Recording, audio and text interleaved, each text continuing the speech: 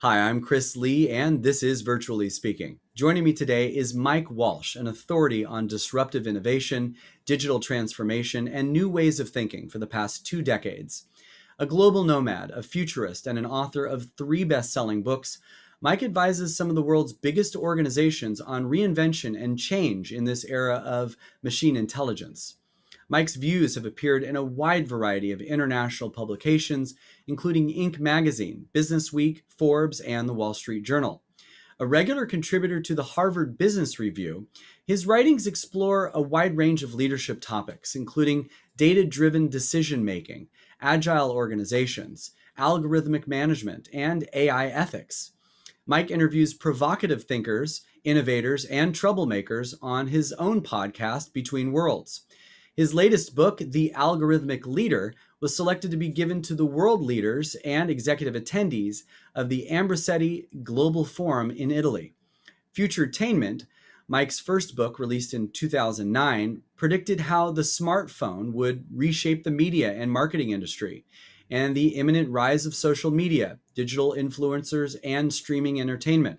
In his 2014 book, The Dictionary of Dangerous Ideas, Mike anticipated breakthroughs in microsatellite networks, cryptocurrencies, remote work, digital protest movements, self-driving cars, drones, and digital biology. So please join me now with the incredible Mike Walsh. Well, hello, Mike Walsh. Thank you for joining me today on Virtually Speaking. How are you doing, sir? Chris, I'm doing well, and it's good to see you.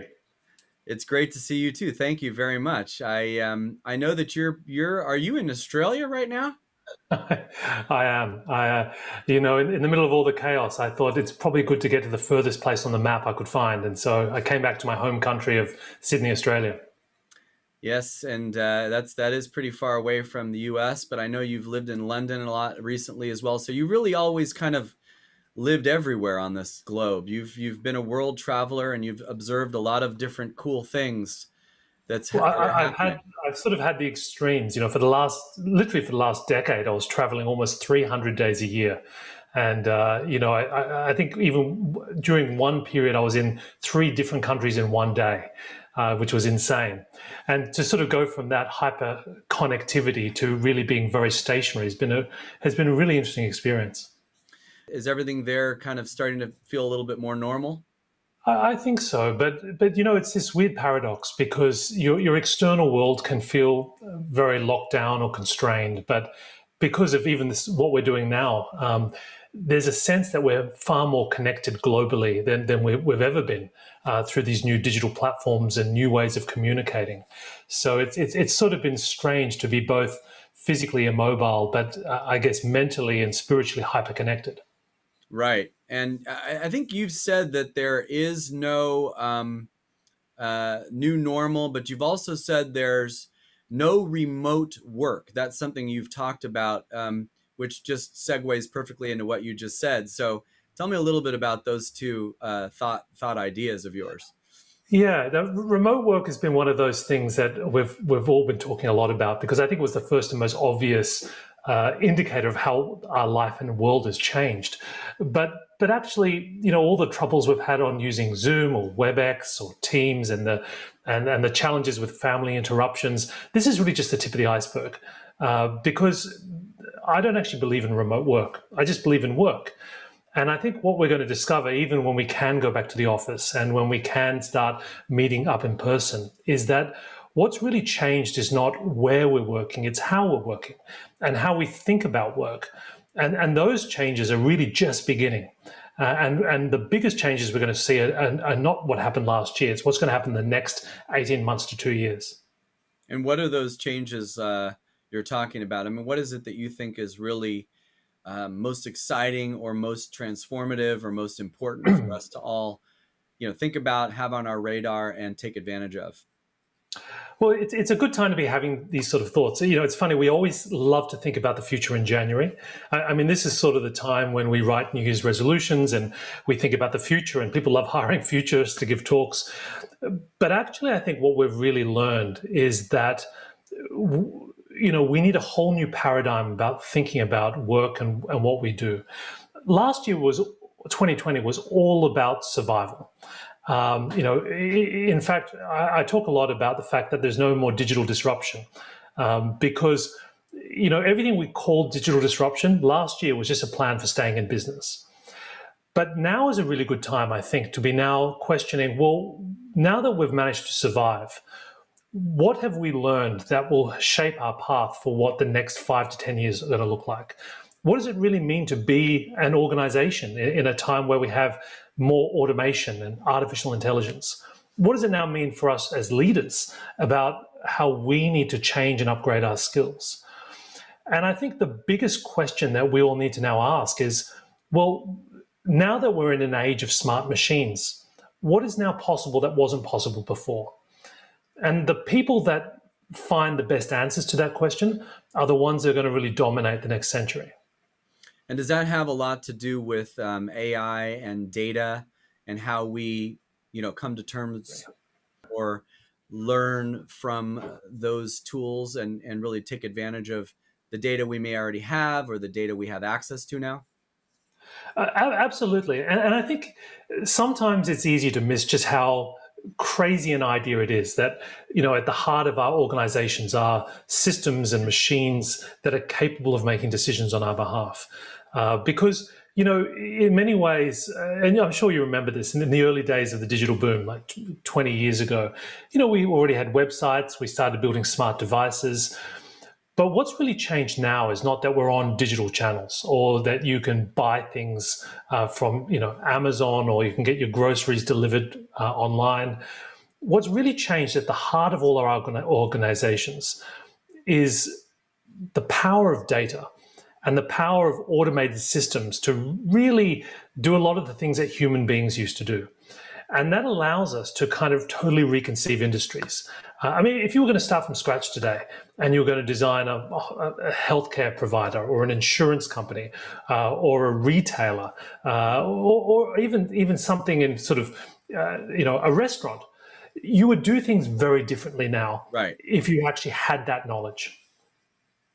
So tell us a little bit about the data side of things, because I think that, I've heard you talk about examples with, Caesar's Palace was actually in big trouble a few years ago. They were going bankrupt. Is that right? Yeah, it was one of the weirdest things. Well, first of all, you'd never expect a casino to go bankrupt, right? I can't believe that. But they were being restructured, and in the process, there was this big question about what the most valuable assets they had. Was it their brands? Was it their physical locations? Their infrastructure? It actually turned out that one of the most undervalued items that the creditors got most upset about was the total rewards database. It was their data on the behavior and preferences of all of their gamblers. That was the single most valuable thing that they had. And that was quite a few years ago. But now it's absolutely true that the most valuable thing any of us have as organizations is the data that we collect. And that's not to say that the data itself, sitting in a server is valuable.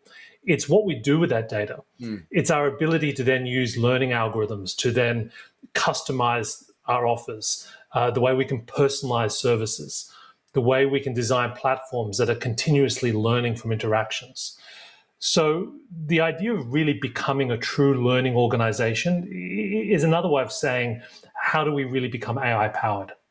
Yeah, and I think so many people get turned off or they get scared when they hear these words AI and algorithms. They think that the big machine is out to get them. But I think that what you understand and people in your side of the world and technology and thought leadership when it comes to new technologies and futurism of technologies and business all understand that it's really about helping the consumer. It's really about making our lives easier and really being a better provider of services to the customer, and also understanding the customer better so we can really give them more of what they want. Isn't that really what it's all about?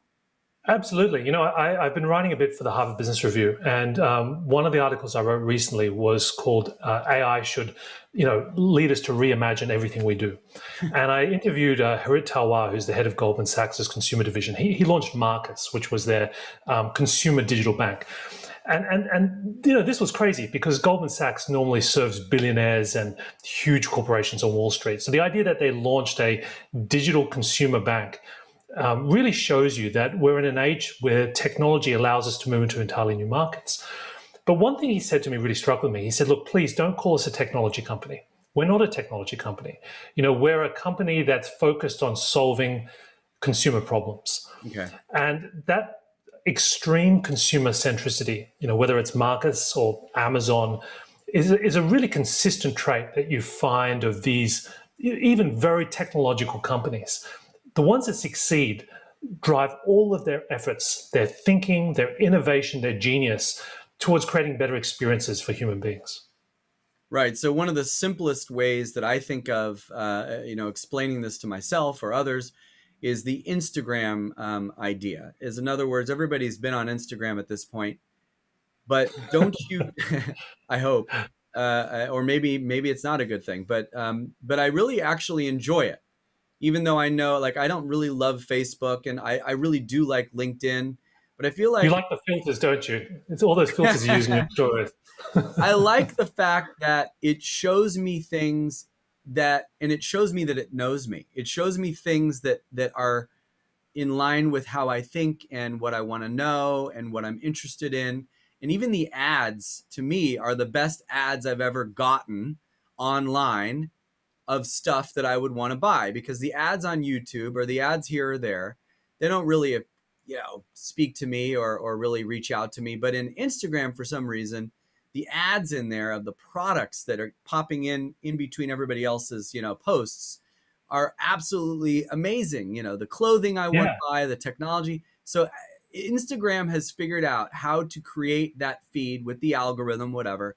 But I don't mind it. I actually like the products. I mean, what you're describing is really the two sides of the privacy data debate, right? Which is, on one side, we are fearful that data is being used to track us, to analyze us, to know what we want.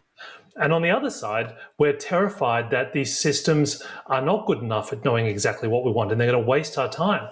And that actually, when we're given things that delight and surprise us, we actually don't see it as an intrusion. We see it as entertainment.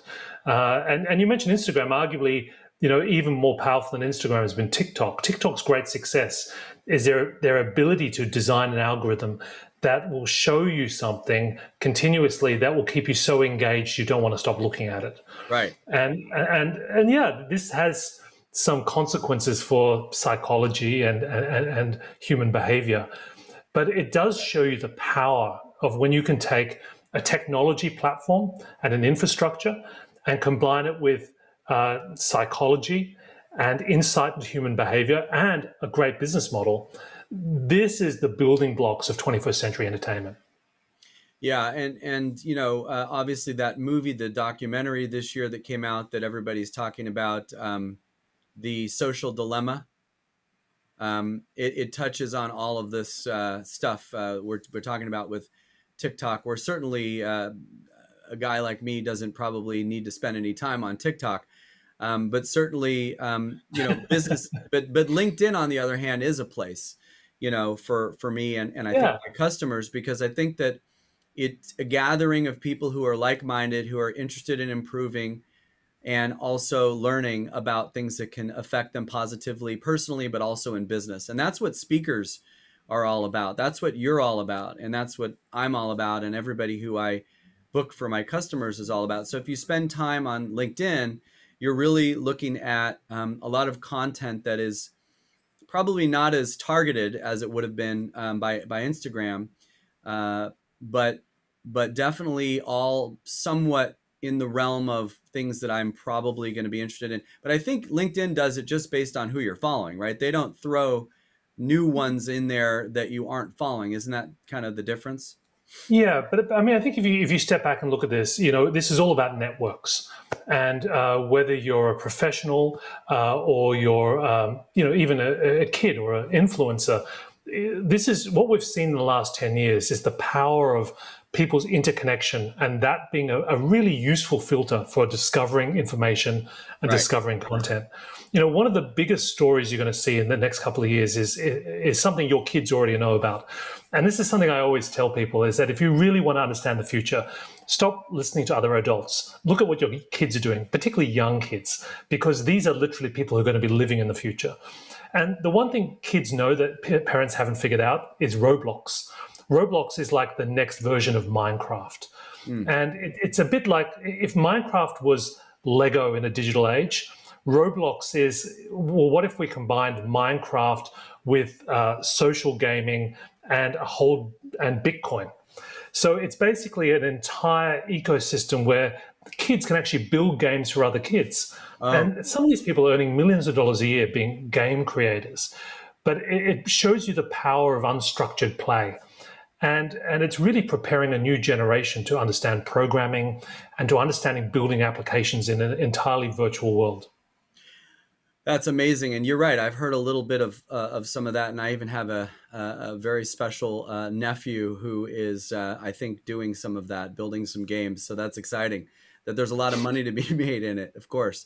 But how do we, as business owners and entrepreneurs and people in the C-suite and people who are in any leadership position in business, how do we take control of some of these technologies? I mean, it's not like a lot of these companies that I do business with are necessarily collecting a lot of data. If they are, maybe it's just emails. So what are some of the things that people who are in your audiences and my audiences for my clients and my customers, things that they can do today that maybe their competition won't get to for another several months or few years, and they'll be able to really, destroy the competition and bounce ahead of everyone else and really start disrupting and innovating? What are some of these things that they can do? Look, the starting point, I think, is to realize that there is no turnkey solution that you can pay $20 a month for that will solve your problem. If there were, it would actually have no value because we'd all would use it. So this is a great opportunity now that the pandemic has essentially accelerated a lot of the change and transformation we've been talking about. This moment right now is when you need to ask yourself, I think, three important questions. And they are, number one, how are these emerging technologies, AI, data, automation, going to change my market, my industry, the space I play in? So that's the first question you've got to think deeply about. And the answer to that question is not just going to come from your space. You need to be looking at other industries, what's happening in retail, what's happening in logistics, what's happening in entertainment. The second question you then got to ask yourself is, well, how is that now going to change the way that my team gets things done? How do we structure our organization? How do we collaborate? How do we make decisions? What are the mechanics? How does our culture now need to change to support the kind of rapid growth and agility that we need to survive? And the third, and probably the most personal and important then question is, well, what does this mean for me? How am I going to need to change as a leader? What are the new skills and capabilities that I now need to make sure that I've got, to be useful? How do I need to change my mindset, the way I think about risk?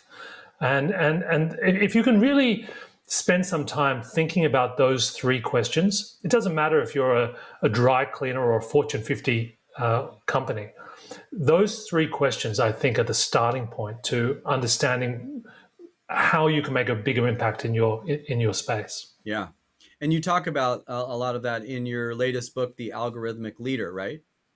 Yeah, no, this is my third book, The Algorithmic Leader. The subtitle is How to Be Smart When Machines Are Smarter Than You. This actually came out late 2019. And, around the time when I was writing it, I thought, this is going to take a while for this to sink in. And, a lot of the ideas I was speaking about were things that are going to really start to matter as we got closer to 2030. Well, then I got the shock of my life because basically that whole agenda got brought forward a decade to last year. Absolutely. And what do you think is your most poignant or important chapter in there that really is something that might be the most important thing for people to hear about? I think one of the key chapters in that book was it's actually based on 10 principles, 10 principles that are kind of the new leadership skills and mindsets that we need in an age of AI.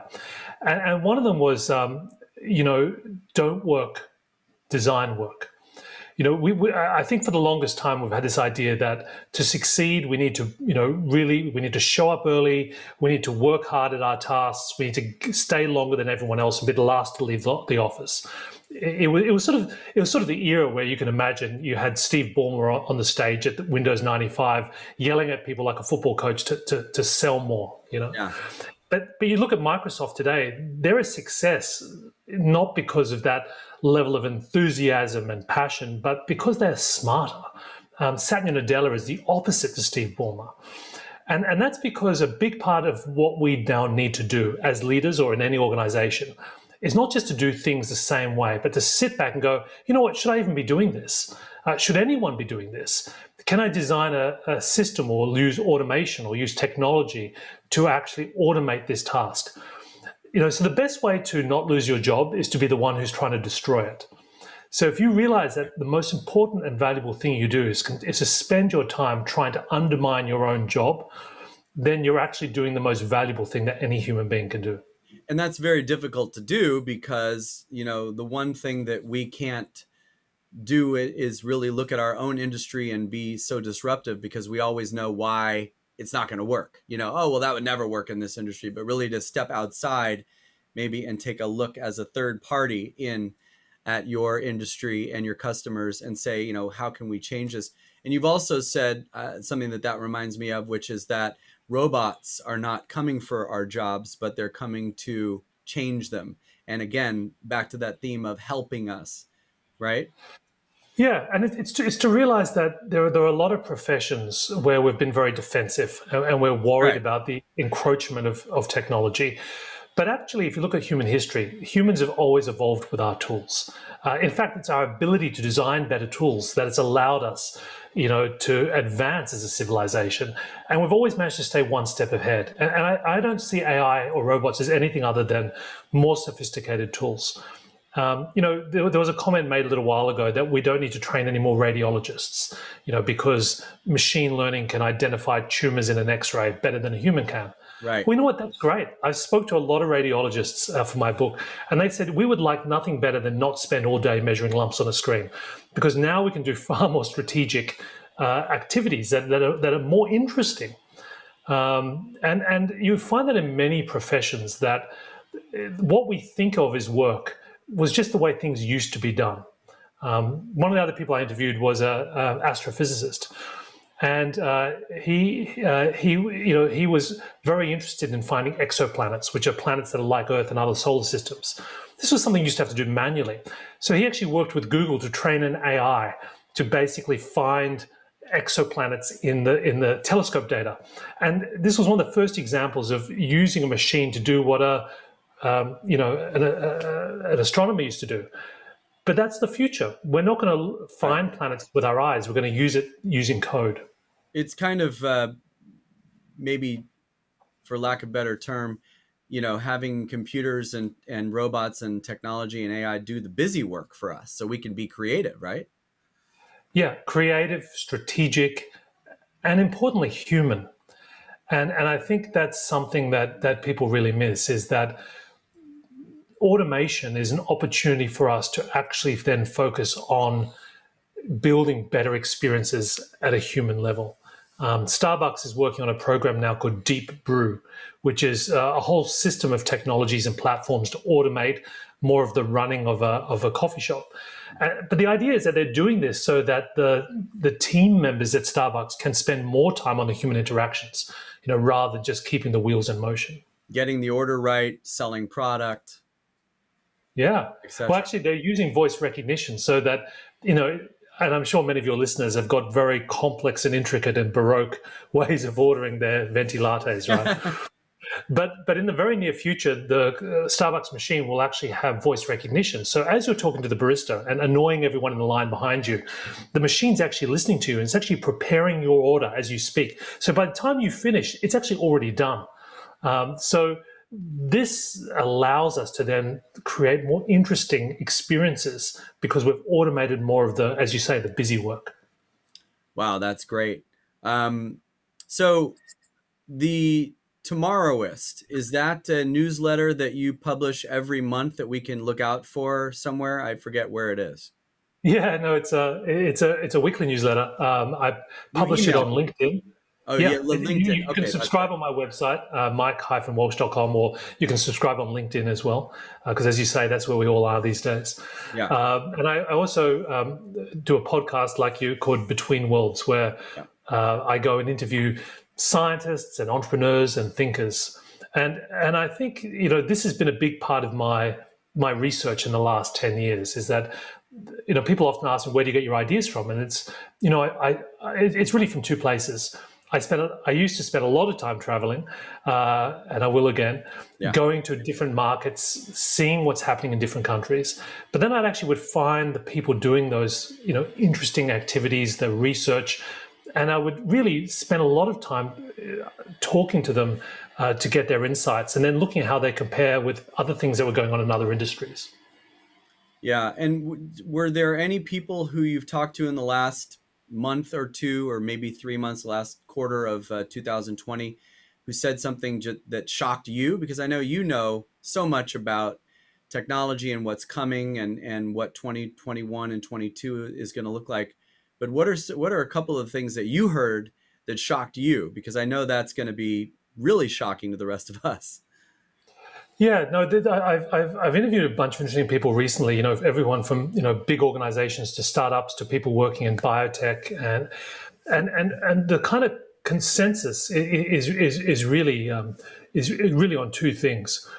Number one, we are literally at the doorstep of a radical transformation of almost every aspect of human life as a result of AI. I mean, we are. I'll give you a simple example. Okay. I recently spoke to someone who's a real pioneer in tracking cancer in blood. So rather than we sort of have this traditional process now of you suspect you've got a cancer somewhere, and then you do a biopsy, and then you really then look for a particular solution for that. But there's another approach, which is really just taking a drop of your blood and looking for any evidence of cancer, and then using AI and machine learning to then try and work out what the problem is. About 100 years ago, our ability to control infection and antibiotics essentially almost doubled the human lifespan.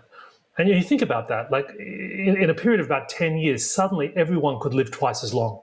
So we're very close to another breakthrough in the extension of human life as a result of these new technologies and ways of thinking, which will revolutionize society. But the other big change we're going to see is a fundamental reimagining of work itself. Like I Right. said, remote work was just the beginning, but there's going to be whole new types of organizations, new types of jobs, new types of industries and opportunities. If you're a kid growing up today, you really, the opportunities you have are unprecedented compared to any previous time in history. And is that because of the access we have to so much information? It's not just the access to the information, it's the access to markets, the access to talent, to collaboration. Like I said, if you're a 12-year-old kid today, you could be earning $2 million a year, building games on Roblox or having your own YouTube channel. I mean, these things just didn't exist, even in the very early days of the internet boom in the late 90s. Yeah. And one of the things you mentioned earlier today that I've heard a lot about, and I want to definitely hear you talk about a little bit, is this voice recognition. This is something that it seems like I'm hearing it from a lot of different people who are in the world of the future and technology, talking about how that really is where everything is headed. So, of course, we understand what that means. Our phones, Google Assistant and Alexa and all those great gadgets are there to help us find the restaurant sooner, or send a text message, or whatever it may be that it's going to assist us with. But in business, how is that something that's going to affect big companies or medium-sized companies in how they interact with their customers? I mean, because like you said, the dry cleaners, or they're not going to be able to compete with the Fortune 50 company that has the ability to create their own, voice recognition. So how is voice recognition going to seep into the business world? It's actually bigger than voice recognition. It's called natural language processing. And what it's really about is changing the interface between how we interact with systems, how we collect information, how we get computers and AI systems to do what we want. And a great example actually comes from China. There's a big Chinese insurance company called Ping An Insurance, and they're one of the world's leaders in doing research on natural language processing. So during the pandemic, they actually used it to automatically call millions of their customers across China, asking how they were, asking their health, their temperature, if they had any symptoms. And they were using that to basically, assess their risk models, around health insurance. But in doing so, they were able to uncover thousands of COVID cases that had been completely missed by traditional testing. And, if that's at the big end scale, even at the small end, if you look at some of the innovations that Google have been working on with Google Duplex, this idea that you'll be able to, use AI and use natural language processing to make appointments for you at the hairdresser or check whether your dry cleaning's ready for pickup. So we're going to use this as consumers to almost build our own personal AIs. We're going to look at Alexa and Amazon and Siri as kind of the most basic technologies in a few years' time, because essentially we will start to train our own personal AIs that we can delegate to do tasks on our behalf and to interact with small businesses and organizations for us. That's amazing. And where there'll be also some new companies that come out of this offering technologies to anybody who wants them. Like I know earlier, before we actually went on the air in our recording here, you had said something about the fact that, there was a company or there were investors who would look at the mall's parking lots via satellite images to see how busy they were. So, I'm imagining that satellite technology and looking at things and looking at data and looking at pictures will start becoming more available to all of us to use, so we can all kind of see the bigger pictures? There's no doubt that this is not just the domain of big business or Wall Street analysts. There's actually so much data out there that anyone can now access. The most important thing is developing a system and approach to actually be able to ask the right questions. And that's really the starting point, I think, is once you can frame the question in an interesting way, you can really find opportunities and market niches that anyone can actually tackle. And you don't need the same scale of organizations we've had in the past. Look at WhatsApp. It's a really great example. When this was bought for almost $20 billion by Facebook, it was basically doing the job of a global international telco. Right. Think about this. This is a platform that connects billions of people around the world and allows them to communicate. You'd need 100,000 people, if not more. I think Verizon has 140,000 people just building a network for America. Right. They had about 50 people. So you think about the value created per employee. And what that I think tells you is two things. One, in this new age, the scale of our organizations can be very different relative to our impact. And the second is, just because you're a small business doesn't mean your opportunities are small anymore. By leveraging, right, Amazon for cloud computation or storage, by stitching together other cloud-based services to do everything from your accounting to your sales to your CRM, you can really build your own little empire that's highly efficient, but still very successful. Yeah, these are great points, man. Okay, well, as we come towards the end, I definitely want to focus back on our industry.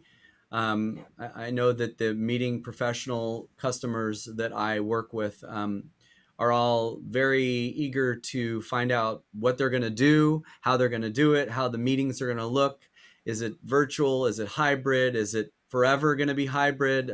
What does the new landscape look like in our industry? This is an industry you know very well. You've been a very successful speaker for many years. So what are you excited about, or what do you see that you've already seen happen? And what's your kind of take on the next couple of years in the meetings industry as far as events and what will work and what they'll look like? Well, the great insight for me that I got as a speaker last year was something I think that everyone in LA has already known for at least 50 years, which is that, you're not an actor, you're in the entertainment business, you're in the content business. And I realized last year that I'm not a speaker. I'm in the content business, Yeah. and it doesn't matter what that format is. It could be me delivering it on a stage. It could be being in a studio, beaming to people on stages around the world via a hologram.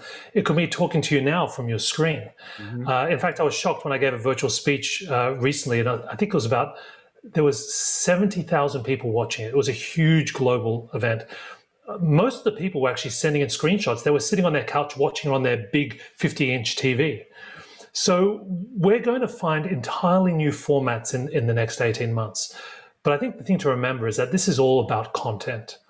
It's how do you find the most effective way of delivering high impact messages that transforms people's minds and their organizations and their behavior. That's I think is really the guiding thread that if you're a meeting planner that you need to be focused on. Right. It's how do I get the content in front of my people, whether it be virtual, whether it be in person.